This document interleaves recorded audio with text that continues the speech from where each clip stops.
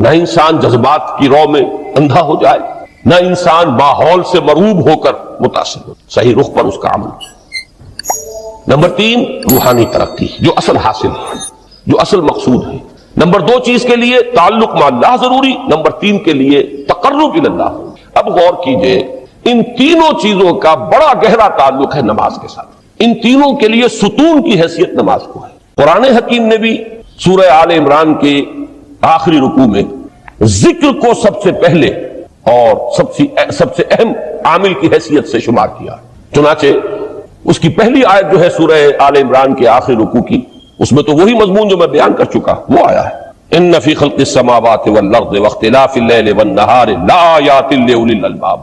یقیناً آسمان اور زمین کی تخلیق میں اور دن اور رات کے الٹ پھیر میں نشانیاں ہیں ہوش مندوں کے لیے۔ ان کے ذریعے سے انسانی شعور کے اندر وہ معرفت رب اجاگر ہوگی۔ وہ پہلا مرحلہ اب اس نے طے کر لیا، وہ ڈورمنٹ معرفت اب ایکٹیویٹ ہو گئی۔ اب مزید فکر کا مرحلہ ہے جو اگلی آیت میں آیا ہے، الذین یذکرون اللہ قیاما وقعودا وعلی جنوبہم ویتفکرون فی خلق السماوات والارض ربنا ما خلقت ھذا باطلا سبحانک فقنا عذاب النار۔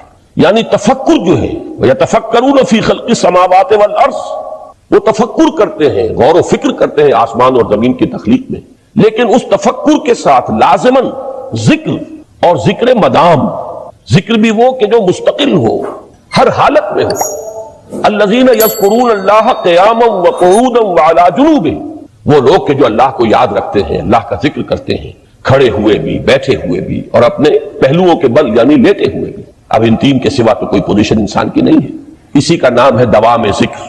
اور اس کے ساتھ اگر وہ تفکر کرتے ہیں تو ان کا فکر اگلی منزل تک پہنچتا ہے۔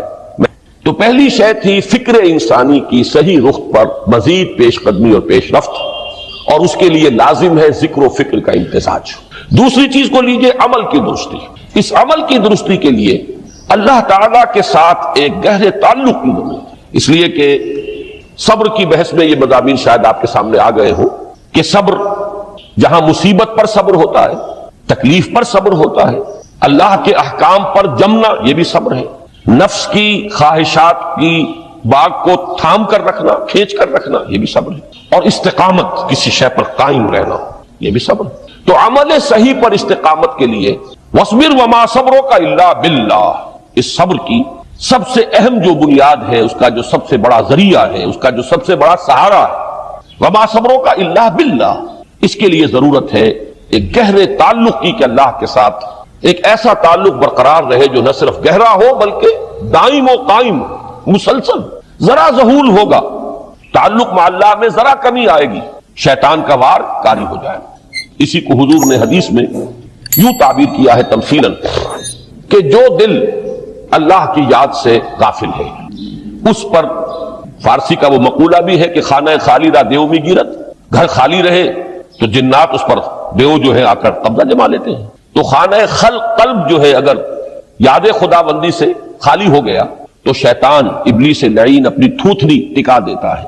یہ لفظ آتا ہے سور کے منہ کے لیے تھوتنی، جس طرح اس کا نکلا ہوا سا منہ ہوتا ہے آگے، تو یہ لفظ استعمال کیا گیا کہ وہ اپنی تھوتنی انسان کے دل پر جما کر اور پھونکے مارنی شروع کر دیتا ہے۔ تو شیطان کو موقع ہی تب ملتا ہے جب انسان کے تعلق مع اللہ کے اندر کمی ہو، وہ خانہ بالکل خالی ہو گیا ہو یا اتنا ضعیف ہو گیا ہو کہ کل عدم ہو جائے، گویا کہ نہیں۔ تیسری چیز کی طرف آئیے، روحانی ترقی۔ روحانی ترقی کے لیے میں ایک اصطلاح آپ کے سامنے لا رہا ہوں، اس سے مراد کیا ہے؟ روحانی ترقی کے لیے ہماری دینی اصطلاح ہے تقرب الی اللہ، اللہ سے قریب تر ہوتے چلے جانا۔ اس پر میرا کتابچہ بھی ہے، تقرب الی اللہ کے دو مدارج، دو درجے، جو در حقیقت ایک حدیث نبوی علیہ الصلوۃ والسلام ہی پر مبنی ہے کہ حضور نے ایک درجہ قرار دیا ہے تقرب بالفرائض، فرائض کے ذریعے سے انسان اللہ کا قرب حاصل کرے۔ ایک ہے تقرب بالنوافل، نوافل کے ذریعے سے اللہ کا قرب حاصل کرے۔ ان میں کیا نسبت و تناسب ہے، اہمیت کے اعتبار سے کون بڑھ کر ہے، بلندی کے اعتبار سے کون بڑھ کر ہے، یہ تمام مسائل میں نے اپنی اس تقریر میں بیان کیے تھے جو اس کتابچے میں شائع ہوئی ہے۔ اس وقت میں اس کی تفصیل میں نہیں جا رہا، صرف یہ تذکرہ اس لیے کر رہا ہوں کہ جن کو بھی خواہش ہو جائے وہ اس کا مطالعہ کرے۔ ہماری اس وقت کی گفتگو سے وہ کتابچہ اس جگہ پر منسلک ہوگا۔ تو تقرب الی اللہ، یہ تقرب کوئی فزیکل فینومینن نہیں ہے، جسمانی یا مادی مسئلہ نہیں ہے۔ اللہ سے قرب یہ نہیں ہے کہ کوئی کروڑوں میل کا فاصلہ ہے، اب ہمیں کوئی رسی پر چڑھنا ہے اوپر بڑی محنت اور مشقت سے، فصل تو ہے ہی نہیں، فاصلہ ہے ہی نہیں، بود ہے ہی نہیں. نحن اقرب الیہ من حبل الورید، ہم تو انسان سے اس کی شہرگ سے بھی زیادہ قریب ہیں. ہوا معکم اینما کنتم، وہ تو تمہارے ساتھ ہی ہوتا ہے جہاں کہیں بھی تم ہو، بس صرف یہ کہ تمہاری توجہ نہیں ہوتی، تم اور چیزوں میں مشغول و مصروف رہتے ہو، تم ہماری طرف دھیان ہی نہیں دیتے، تم ہماری طرف متوجہ ہی نہیں ہوتے. ہم تو مائل بے کرم ہے، کوئی سائل ہی نہیں، راہ دکھلائیں کسے رہنم منزل ہی نہیں.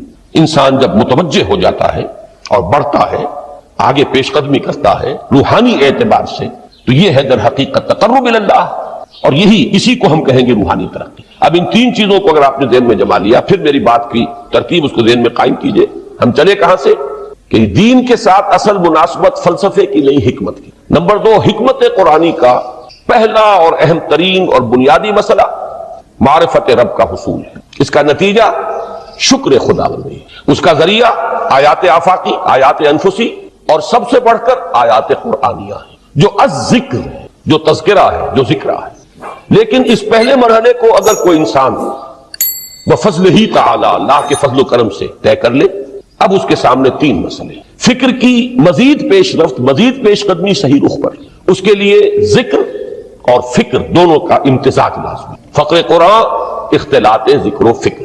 الذین یذکرون اللہ قیاما وقعودا وعلی جنوبہم ویتفکرون فی خلق السماوات. دوسری شے عمل کا درست رہنا، نہ افراط و تفریط ہو، عدم توازن ہو، نہ انسان نفس سے مغلوب ہو جائے، نہ انسان جذبات کی رو میں اندھا ہو جائے، نہ انسان ماحول سے مروب ہو کر متاثر ہو، صحیح رخ پر اس کا عمل. نمبر 3، روحانی ترقی جو اصل حاصل ہے، جو اصل مقصود ہے. نمبر 2 چیز کے لیے تعلق مع اللہ ضروری، نمبر 3 کے لیے تقرب الی اللہ. اب غور کیجئے، ان تینوں چیزوں کا بڑا گہرا تعلق ہے نماز کے ساتھ. ان تینوں کے لیے ستون کی حیثیت نماز کو ہے. لہذا ایمان کے بعد یا معرفت رب کے بعد حکمت دین کا اہم ترین مسئلہ نماز، صلاۃ. اس لیے کہ ایک طرف یہ انسان کو اللہ کے ساتھ ایک گہرے تعلق کا ذریعہ فراہم کرتی ہے. اپنے تمام مصروفیات میں سے، ان مشغولیتوں میں جن میں گم ہونے کا خدشہ ہوتا ہے، نکلو. 24 گھنٹے کے معمولات میں سے کم 5 مرتبہ تو لازماً نکلو، اور اپنے آپ کو ذرا، اپنے حواس کو بھی، اپنی باطنی کیفیات کو بھی ذرا تازہ کرو. اگر کوئی گندگی، نجاست، کسی طرح کی ناپاکی کا کوئی معاملہ ہے، طہارت حاصل کرو. طہارت سے تمہارے اندر روح کو بھی بالیدگی ہوگی، تمہارے حواس بھی تازہ ہوں گے. تم گویا کہ بحیثیت کل تمہاری ہستی چاق و چوبند ہو جائے گی. وہ کسل، وہ سستیاں، وہ جو ایک کثافتیں ہوتی ہیں، ان سب سے نجات حاصل کرو، اور اب اپنے رب کے حضور میں کھڑے ہو جاؤ. اس کے ساتھ اپنا عہد بھی تازہ کرو، اس کی اہم صفات کو بھی اپنے ذہن میں پھر مستحضر کرو. یہی وجہ ہے، دیکھیے میں نے جو آیات آپ کو شروع میں سنائی تھی، سورہ لقمان کی 2 آیتیں، پہلی آیت میں اس کا ترجمہ کر چکا. دوسری آیت وَلَقَدْ وَإِذْ قَالَ لُقْمَانُ لِابْنِهِ وَهُوَ يَعِظُهُ يَا بُنَيَّ لَا تُشْرِكْ بِاللَّهِ إِنَّ الشِّرْكَ لَظُلْمٌ عَظِيمٌ.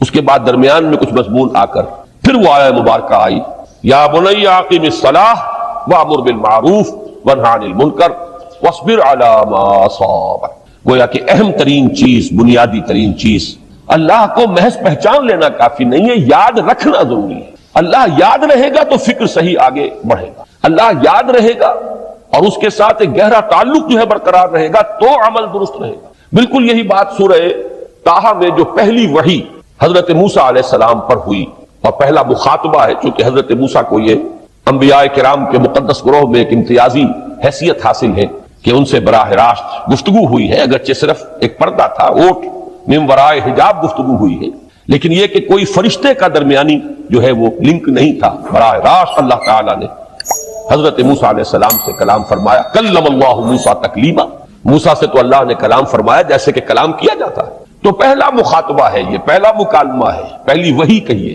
اسی میں یہ الفاظ بھی موجود ہیں، اننی انا اللہ لا الہ الا انا فاعبدنی واقم الصلاۃ لذکری. یہ گویا کہ حکمت قرآنی کا ایک بہت بڑا خزانہ ہے یہ آیت مبارکہ، کہ خود حضرت موسیٰ علیہ السلام کو جو ہدایت دی جا رہی ہے، میں ہوں، میں اللہ، اننی انا اللہ لا الہ الا انا، میرے سوا کوئی معبود نہیں، فاعبدنی، بس میری بندگی، میری عبادت، میری پرستش، میری محبت، اس کو اختیار کرو۔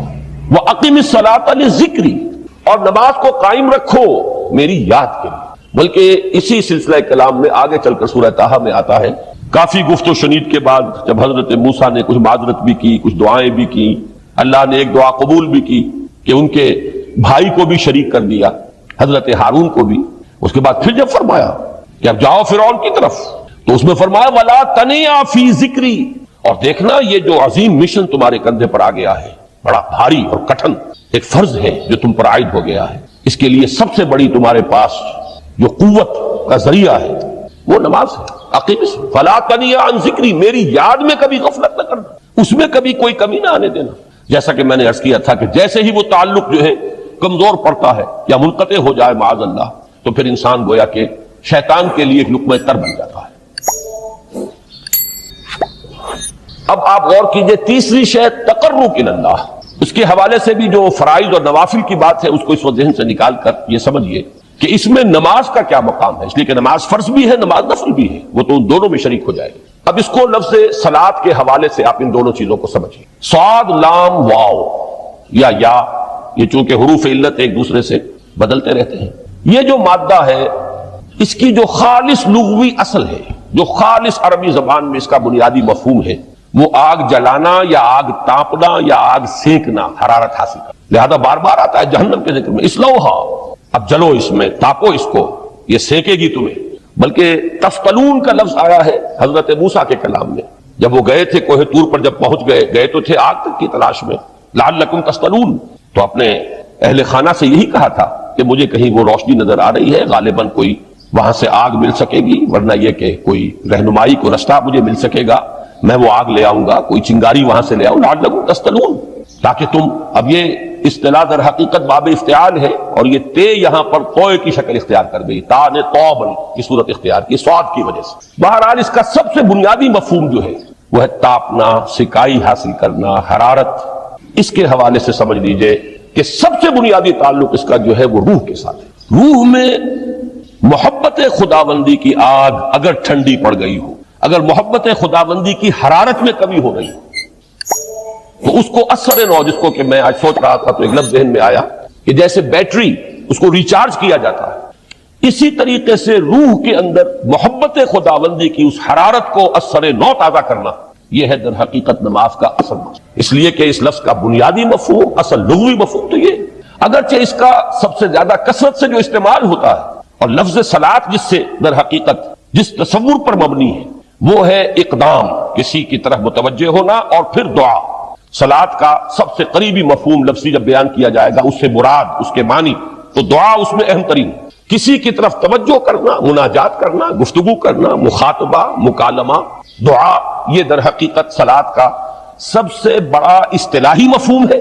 لیکن جو اس کا مادہ ہے صاد لام واو یا صاد لام یا، اس کا اصل مفہوم جو ہے وہ تاپنا، حرارت حاصل کرنا۔ تو ان دونوں کے حوالے سے عرض کر رہا ہوں، وہ تاپنا اور حرارت حاصل کرنا وہ ہے روح کے اعتبار سے۔ وہ جو کہا اقبال نے کہ مجھے عشق کی آگ اندھیر ہے، مسلمان نہیں راہ کا ڈھیر۔ یہ عشق کی آگ جب بجھ جاتی ہے، در حقیقت یہی تو انسان کی روحانی موت ہے۔ جب یہ نہ رہے تو چاہے منطق میں بہت انسان ماہر ہو، مجھے اقبال کا ایک شعر یاد آیا تقابل کرتے ہوئے، ایک انسان محکوم اور ایک انسان حر، آزاد انسان، ان کی نفسیات میں جو بنیادی فرق علامہ اقبال نے مختلف مواقع پر بیان کیے ہیں۔ محکوم ہے بیگانہ اخلاص و مروت، ہر چند کے منطق کی دلیلوں میں ہے چالاک۔ تو منطق کی دلیلوں میں انسان چالاک ہو جائے اور وہ لغت ہائے حجازی کا وہ ایک خزانہ بن جائے، اسے تمام الفاظ کے معنی یاد ہو، وہ بڑے مسائل فقہ کے اسے ازبر ہو، جزیات، بے انتہا جزیات جو ہے وہ مستحضر ہو، فلسفے کے بڑے بڑے مسئلے اس نے حل کر لیے ہوں، لیکن اگر روح میں وہ اللہ کی محبت کی آگ نہیں ہے، وہ تپش نہیں، مجھے عشق کی آگ اندھیر ہے، مسلمان نہیں راہ کا ڈھیر۔ اسی کے حوالے سے آج مجھے یاد آیا تھا کہ وہ جو بڑی سادہ سی ایک نظم ہے، اللہ تعالیٰ سے دعا یا رب دل مسلم کو وہ زندہ تمنا دے، اس میں بھی جو الفاظ آئے ہیں، جو روح کو گرما دے اور قلب کو تڑپا دے، یہ ہے اصل جو مقصود ہے نماز کا۔ اور یہی وہ چیز ہے جیسا کہ میں نے عرض کیا تھا کہ نگاہوں سے اوجھل، یہ پہلو سامنے ہے ہی نہیں۔ دوسرا پہلو سامنے ہے، اور وہ بھی میرے نزدیک بہت اہم ہے، بہت بنیادی ہے، اس میں کوئی شک نہیں، لیکن یہ ہے بلند ترین منزل کہ تقرب الی اللہ، اس کے لیے در حقیقت یہ کس لیے درکار ہے؟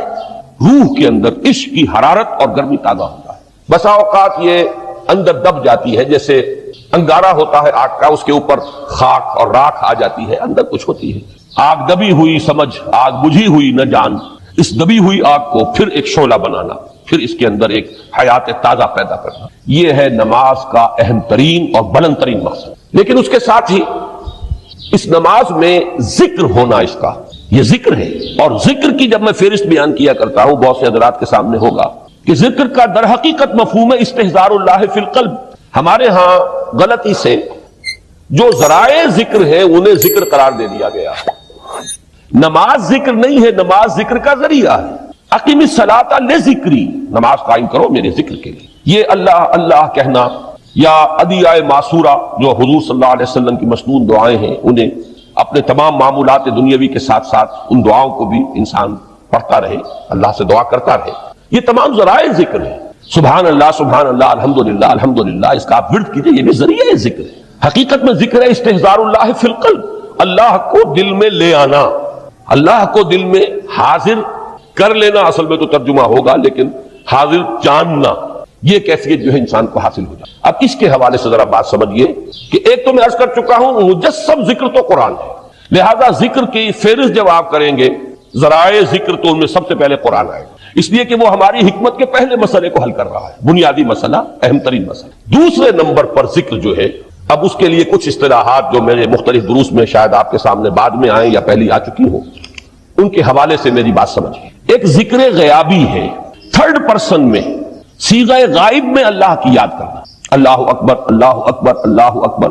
اب یہ اللہ اکبر جو ہے یہ جملہ اسمیہ خبریہ ہے، ایک حقیقت کی تکرار آپ کر رہے ہیں، اللہ سب سے بڑا ہے، اللہ سب سے بڑا ہے، سبحان اللہ سبحان اللہ سبحان اللہ۔ یہ در حقیقت ذکر غیابی ہے کہ آپ اس میں مخاطب نہیں ہے اللہ سے، ایک ذکر خطابی کہیں یا ذکر حضوری کہیں، جس میں مکالمہ ہوتا ہے، جس میں گفتگو ہوتی ہے۔ تو نماز در حقیقت ذکر حضوری اور ذکر خطابی کی بلند ترین شکل ہے۔ اس لیے میں نے عرض کیا تھا کہ نماز کے لفظ یا صلاۃ کے لفظ، یہ اصطلاحی معنی جو اکثر و بیشتر کیے جاتے ہیں، وہ ہے دعا، اور دعا میں ہوتا کیا ہے؟ مکالمہ ہے، مخاطب اے اللہ، اے میرے رب، اے پروردگار۔ پھر یہ کہ اس میں اقدام اور کسی کی طرف متوجہ ہونا، یہی وجہ ہے کہ افتتاح صلاۃ، نماز کو شروع کرنے کے لیے ایک تو وہ الفاظ جو قرآن مجید میں آئے ہیں، انی وجہت وجہی للذی فطر السماوات والارض حنیفا وما انا من المشرکین، یہ ہے توجہ کا ارتکاز، بشرطے کہ یہ صرف الفاظ ہی نہ نکل رہے ہوں، واقعتاً یہ تعبیر ہو اس وقت کی انسان کی نفسیاتی کیفیت کی، کہ شعوری طور پر وہ فیصلہ کرتا ہے کہ اب میں منقطع ہو رہا ہوں،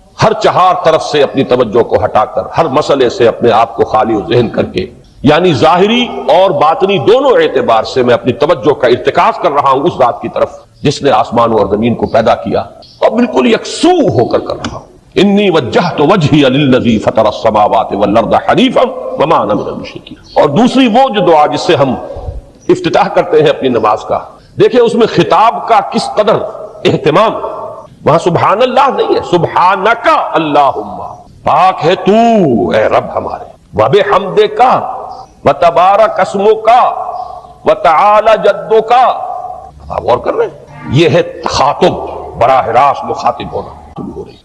تو سب سے پہلی بات تو یہ ہوئی کہ ذکر کی ایک شکل ہے ذکر غیابی، دوسری ذکر حضوری، اور ذکر حضوری یا ذکر خطابی کی بلند ترین منزل، بلند ترین اس کا ذریعہ نماز۔ اس کو ایک پہلو سے اور سمجھ لیجئے، سورہ فاتحہ جب پھر ہم پڑھتے ہیں جسے الصلاۃ کہا گیا ہے، جو لب لباب ہے، خلاصہ ہے، اس میں پھر تدریجاً غیاب سے حضور کی طرف پیش قدمی ہوتی ہے۔ الحمدللہ رب العالمین الرحمن الرحیم مالک یوم الدین، یہ ذکر غیابی ہے، اس میں ابھی خطاب نہیں آیا، یہ وہی جملہ اسمیہ ہے۔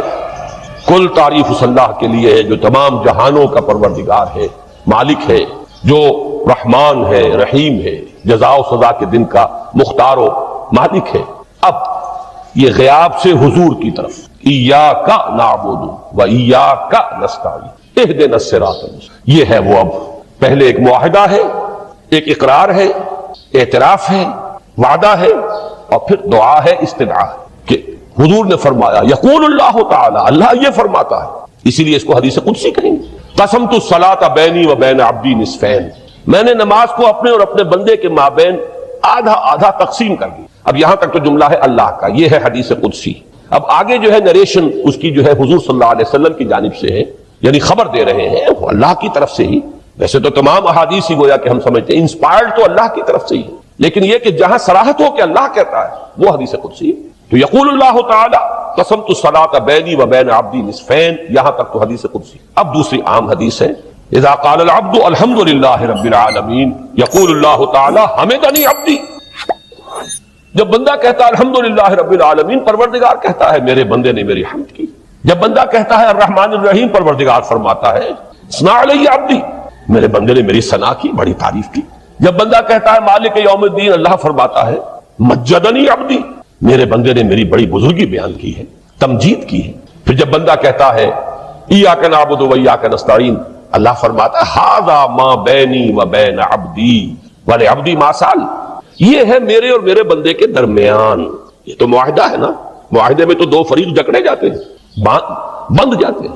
یہ میرے اور میرے بندے کے درمیان ہے، اور میرے بندے نے جو طلب کیا میں نے دیا، اس لیے کہ اس میں طلب بھی تو ہے. ایاک نستعین، تیری مدد چاہتے ہیں، یہ طلب ہے. اسی کی شرح ہے جو اب آخری 3 آیتیں ہیں. پروردگار ہم تیری مدد چاہتے ہیں، پروردگار ہم تیری ہی بندگی کرتے ہیں اور کریں گے، اور تیری ہی مدد چاہتے ہیں، چاہیں گے. اگر حال میں اس کا ترجمہ کریں گے زمانہ حال کے اعتبار سے، اس لیے کہ فعل مضارع میں تو دونوں موجود ہیں، شامل ہیں، تو یہ ایک اعتراف ہے، اظہار حال ہے. اللہ کرے کہ وہ واقعتاً صحیح اظہار حال ہو، ہم واقعی اللہ کی بندگی کرتے ہوئے یہ کہیں کہ ایاک نعبد. ورنہ اگر ہماری اصل صورتحال سے وہ مطابقت نہ رکھتا ہو تو پھر تو ایک طرح کا جھوٹ ہو جائے گا، غلط بیانی ہو جائے گی. ایاک نعبد، تیری ہی بندگی کرتے ہیں، اور مستقبل میں کیجئے، کریں گے، یہ ہے عہد. تیری ہی مدد چاہتے ہیں، تجھی سے مدد طلب کرتے ہیں، تجھی سے مدد چاہتے رہیں گے. اس کے لیے فرمایا وَلِعَبْدِ مَا سَأَلَ. اور پھر اس کے بعد وہ استدعاء ہے، اهْدِنَا الصِّرَاطَ الْمُسْتَقِيمَ صِرَاطَ الَّذِينَ أَنْعَمْتَ عَلَيْهِمْ غَيْرِ الْمَغْضُوبِ عَلَيْهِمْ وَلَا الضَّالِّينَ. اس حدیث میں اس کو ایک ہی جملے کو لیا گیا ہے، ایک ہی جملے کی حیثیت سے. جب بندہ یہ کہتا ہے تو اللہ فرماتا ہے ھذا لعبدی وَلِعَبْدِ مَا سَأَلَ، یہ خالص میرے بندے کے لیے ہے. اس بندے نے ایک درخواست پیش کی ہے اور میں نے گرانٹ کی، وہ اپلیکیشن، وہ ریکویسٹ گرانٹڈ ہم نے دے دی. وَلِعَبْدِ مَا سَأَلَ، یہ ہے اس کی تاثیر کا عالم. بشرطے کے معاملہ وہ شعور کے ساتھ، بشرطے کے مطابقت ہو ظاہر اور باطن کی، بشرطے کے مطابقت ہو قول اور فعل کی. تو اس کا اتنا اونچا مقام ہے کہ ایک ایک جملہ ادھر ادا ہوا، ادھر اللہ کی طرف سے ریسپانس مل رہی ہے.